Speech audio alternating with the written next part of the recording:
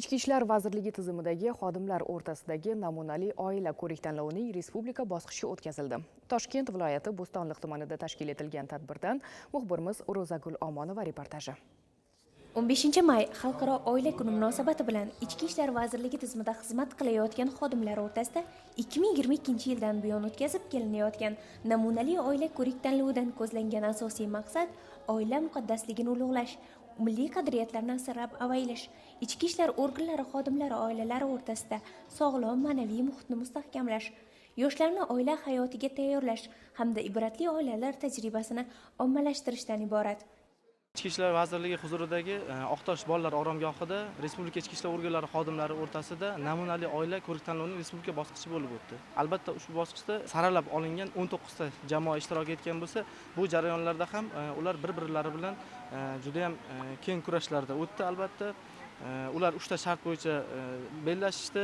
Borgan sari tanlovning ko'lami ham, tanlovning qiziquvchilari ham oshib boryapti. Bu albatta xodimlar o'rtasida sog'lom muhitni shakllantirish, oilalar muqaddasligini ta'minlash, umuman jamoaviy muhitni shakllantirishda juda ham katta o'rin tutadi. Umumiy hisobda oladigan bo'lsak, respublika bo'yicha har bir viloyatda 10 dan oshiq oila bo'ladigan bo'lsa, bu 200 dan oshiq oila degani, ya'ni ularning 19 nafari respublika bosqichiga yetib keldi va birinchi, ikkinchi, uchinchi o'rindan tashqari o'sha nominatsiyalar bo'yicha ham g'oliblarga maxsus sovg'alar topshirildi.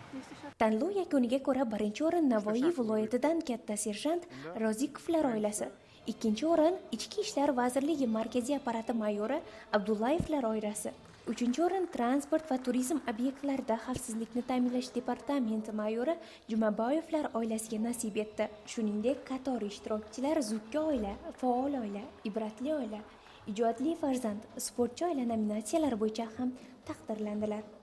Mana bugun Ichki ishlar vazirligi tomonidan tashkil etilgan namunali oila ko'rik-tanlovida Navoiy viloyatidan patrul post xizmati katta serjant Rozikov bo'laman. Rozikovlar oilasidan qatnashdik.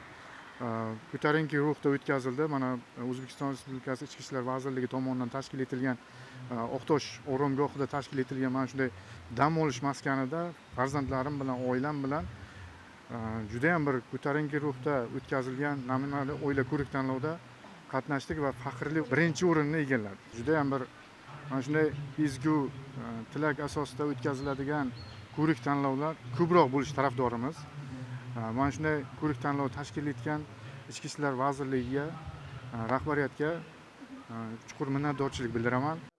Tadbir davomida so'zga chiqqanlar oila jamiyatning eng mustahkam poydevori ekanini, ayniqsa huquqni muhofaza qiluvchi tizim xodimlari uchun sog'lom va ahil oila muhiti katta ahamiyat kasb etishini ta'kidlashdi. Aytish joizki, bunday ma'naviy ma'rifiy tadbirlar xodimlar orasida nafaqat kasbiy, balki insoniy qadriyatlarni ham yuksaltirishga xizmat qilmoqda. Zero oila mustahkam bo'lsa, jamiyat barqaror, kelajak esa ishonchli bo'ladi.